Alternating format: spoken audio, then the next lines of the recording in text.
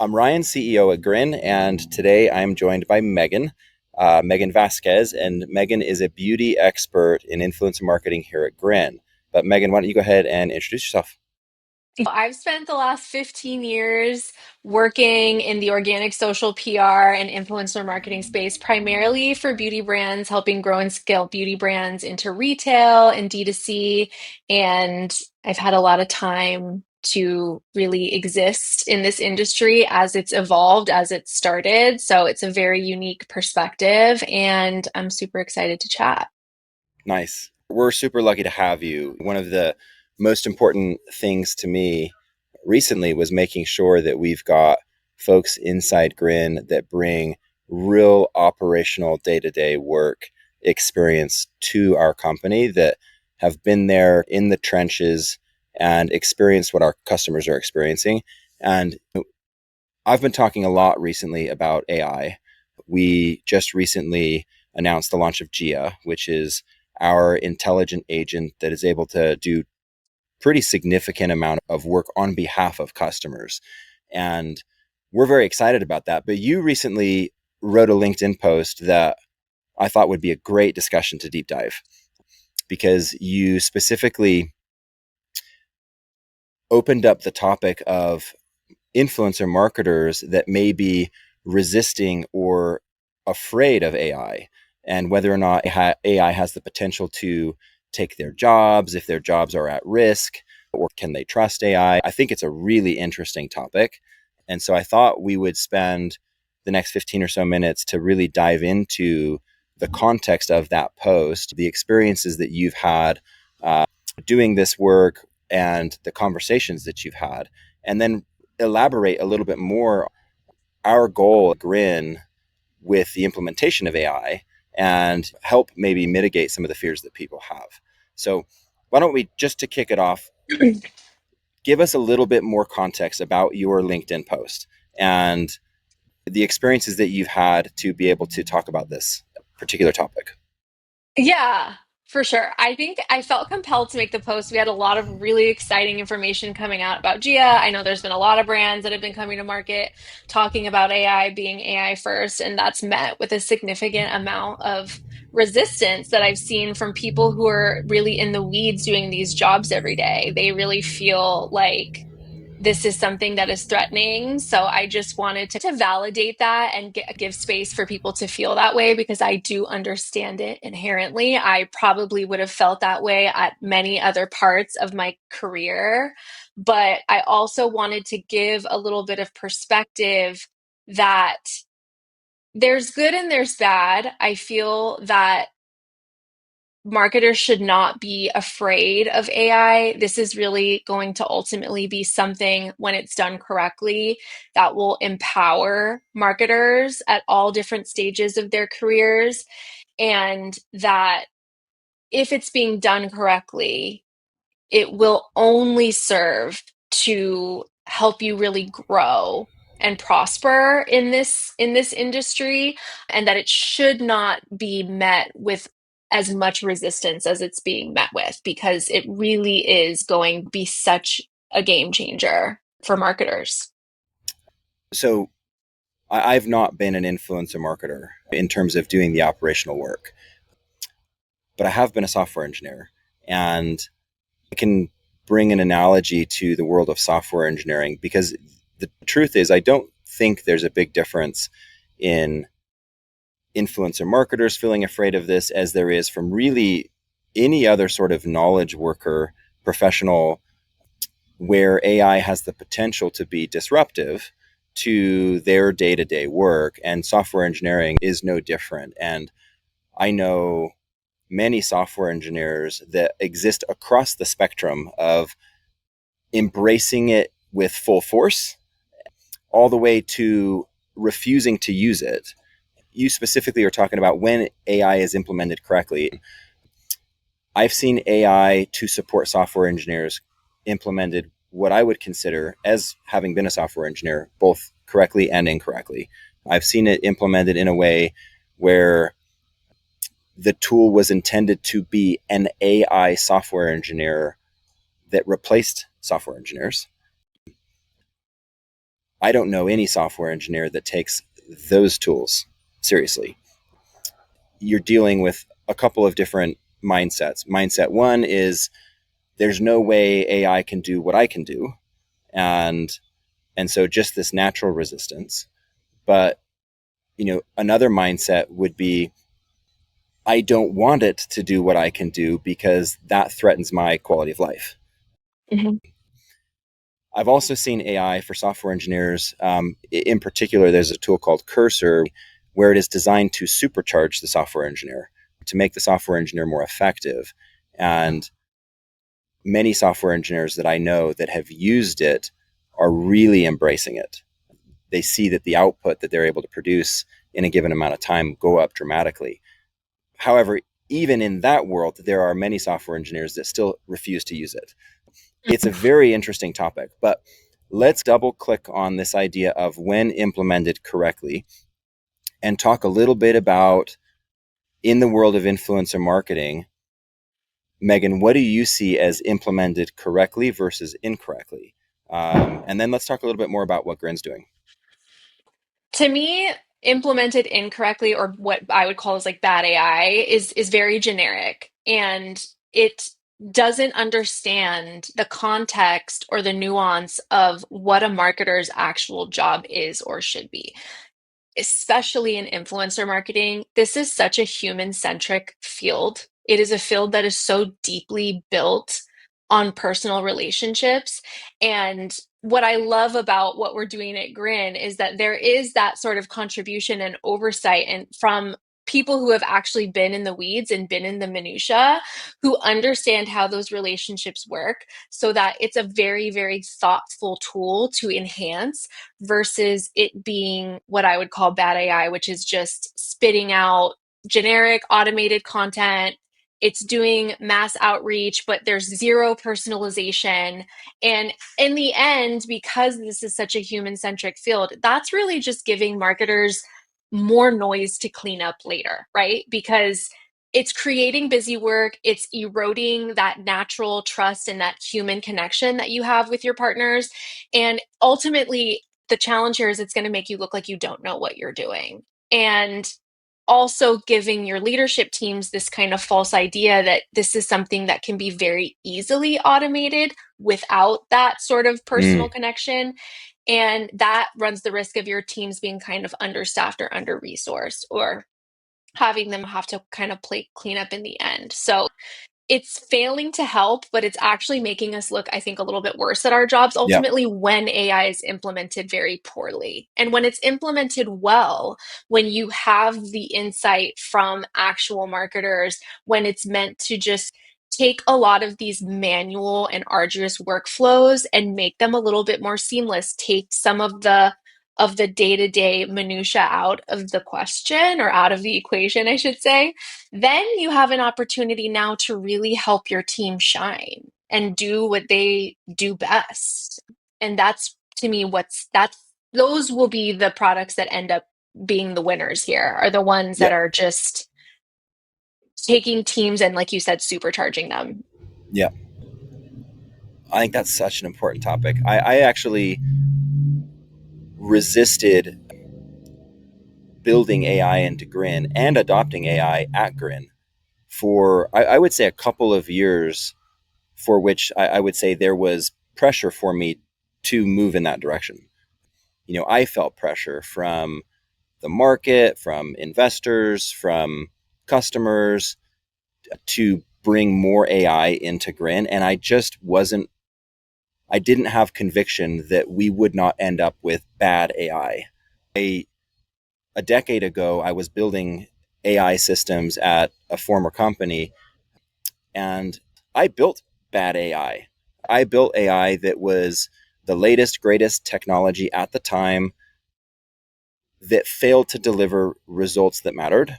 And when we showed it to a customer and it fell flat, it was an incredible learning lesson for me. But honestly, probably gave me a little bit of PTSD of like, I'm not building AI now unless I can really clearly see a way in which it can become good AI that really creates value. So I love that you bring that up, especially in a world where I would say probably more companies than not are starting to adopt internal directives and mandates to implement and adopt AI.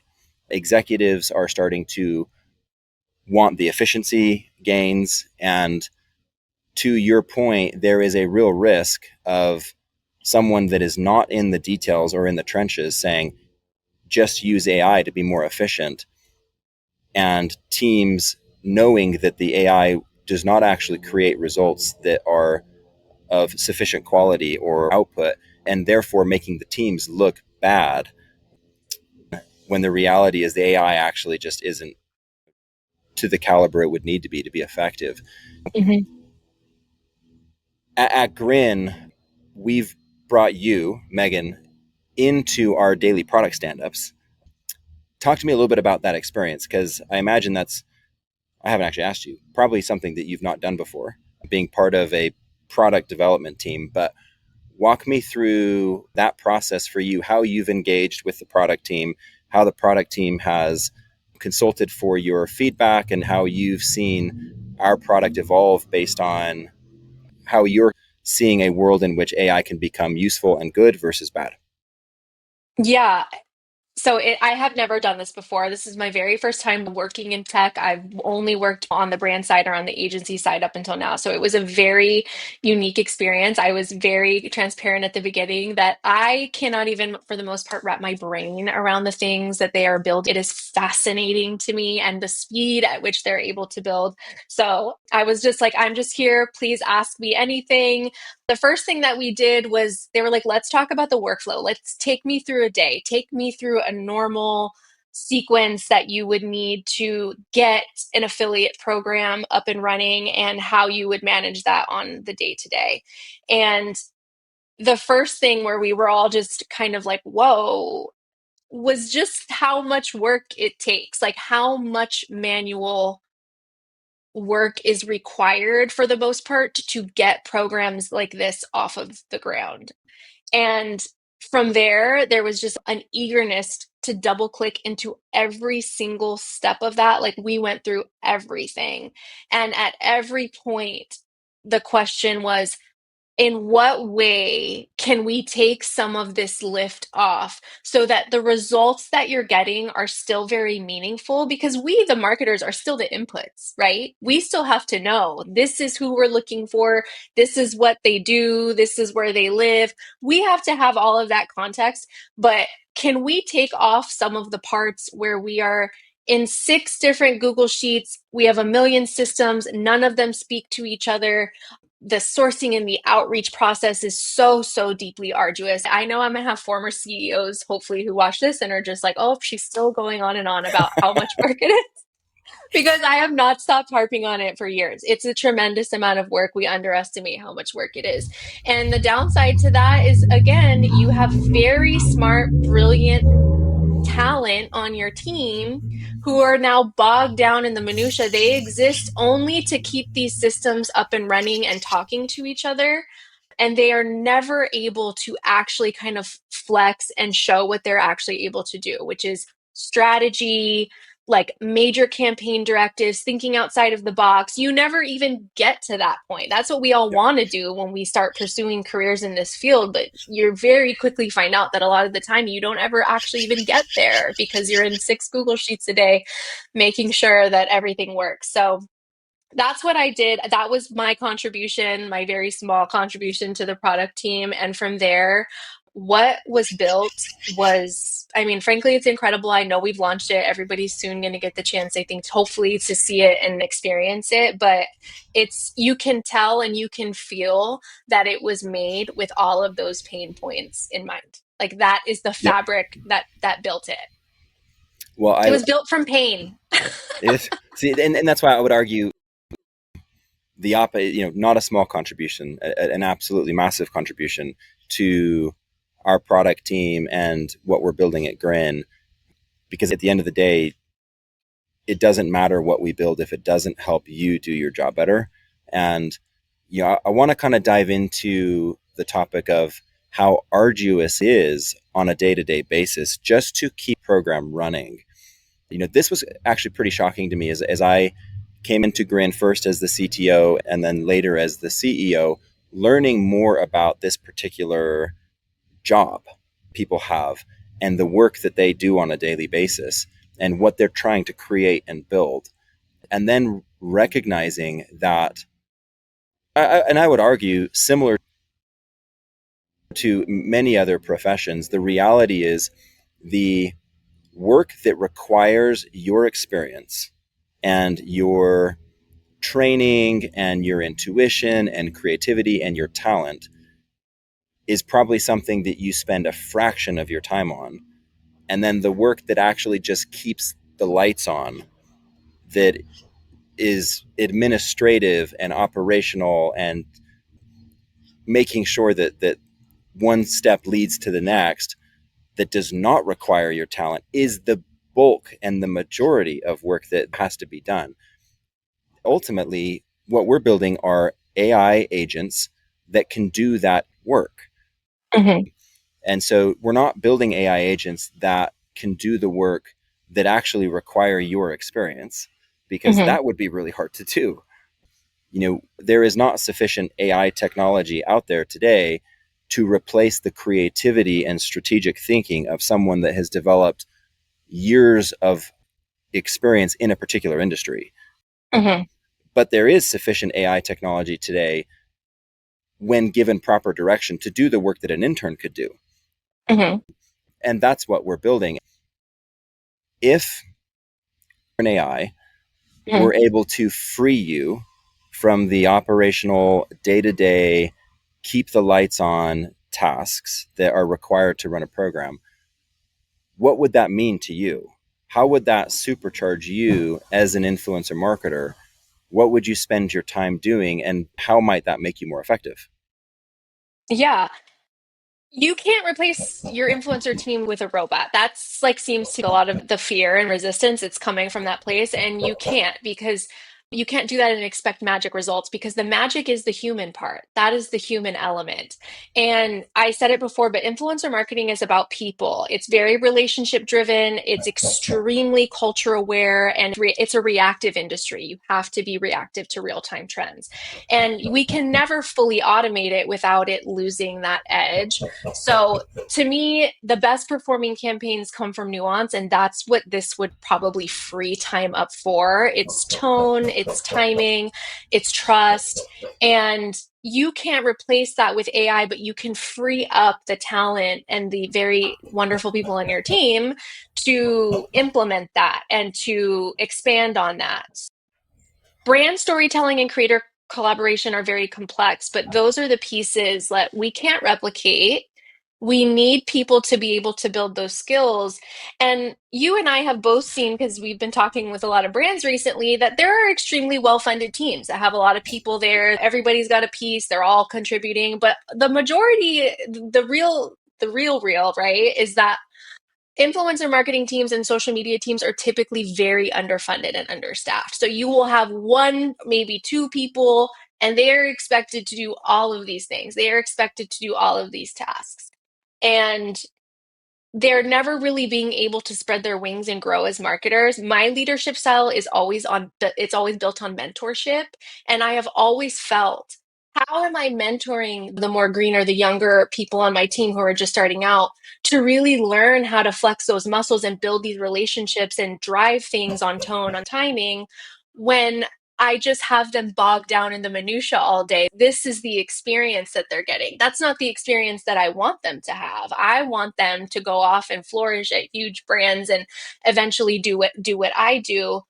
And that's typically just not possible on a smaller team, because you just, like you said, have to keep the lights on. And now, what an amazing opportunity that we have to take some of that more, what we would normally call intern work or coordinator type work, and instead you're able to really mentor and build up your team to focus on relationships and building campaigns that matter and keeping their pulse on trends that are happening in real time without burning them out, because you're asking them to do everything. It's a very, very, very exciting thing. the goal here is not to it's not to enable a team to operate at 1/10 of the cost. It's meant to give a team the capacity to produce 10x the results, Hmm. and that's what I think is truly exciting with the team that you have. Imagine being able to produce 10x the results. Influencer marketing is a particularly challenging job. It's a particularly challenging form of marketing, but it has the potential to create outsized outcomes and results. It's Yes. why there's a lot of attention on it. And yet, I've also seen, and I'm sure you have as well, a lot of failed implementation. A lot of people trying to get the outcomes and yet not actually achieving the results. And I think that that's prevented the entire category from maturing because there are a lot of people that make these investments that don't get the outcome and as a result are apprehensive about continuing to invest. And so it still gets lumped in many ways into like an experimental form of marketing or not the primary form of marketing. And yet you hear folks in the creator economy and category leaders talking about creators moving into the center of brands' marketing strategies. Hmm. We know that if creators could truly power word of mouth marketing at scale, that brands would really see these outcomes that are very meaningful to the business. And yet, to make that a reality, we have to see more of our customers, more brands being able to do that successfully. And we are on the brink of that. That is really what we are here to do, to supercharge our customers, to help their teams achieve dramatically better results, and ultimately to help this entire category evolve such that creators really do become brands' primary strategy. And that's really exciting. And I'm glad you're a part of it. It is because what we're really giving them is freedom, right? Like at the end of the day, we're giving you freedom to finally be able to center this type of marketing. I mean, a lot of people will say, oh, it's not battle tested. You know, we invest the majority of our budget into these more battle tested Right. mediums. And the reality is, you've never given it an opportunity to be battle tested again because you have teams that are just stretched a little bit too thin. It's very hard to get these systems to work and talk to each other. But imagine that you're able to very quickly shift and test a new tier in your affiliate program or a new affiliate program mechanic because Gia has already sourced and onboarded 30 creators for you. How much time has that saved you? Finally, you can actually get in there and analyze LTV per affiliate instead of just having to be chasing people down for missing content or sending a million emails. And I think that the freedom comes from like logging in and you're actually seeing the opportunities in front of you, not just tasks on top of tasks. And this will really ultimately take you from being able to just barely manage your campaigns. It's like the influencer marketing version of living paycheck to you get through one campaign barely, and then you have no lead time. You have no breathing room. Everything is just back to back to back. You can never build momentum that way. You can't scale and you can't build momentum. So this is really the freedom to be able to do that. And that's why I said it's extremely exciting. Don't be scared. Be Yeah. excited. I think that's the way to wrap this up.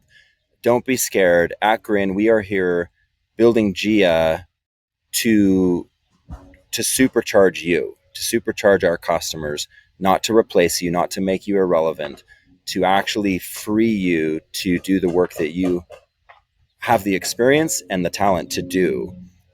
So, Megan, thank you so much. Such Thank an you. exciting topic. We're so grateful to have you be a major part, not a small, a major part of the product strategy and where we're headed here. And yeah, we'll be talking about this a lot more in the future. So Yep. Thank you for having me. you bet. Take care. Bye.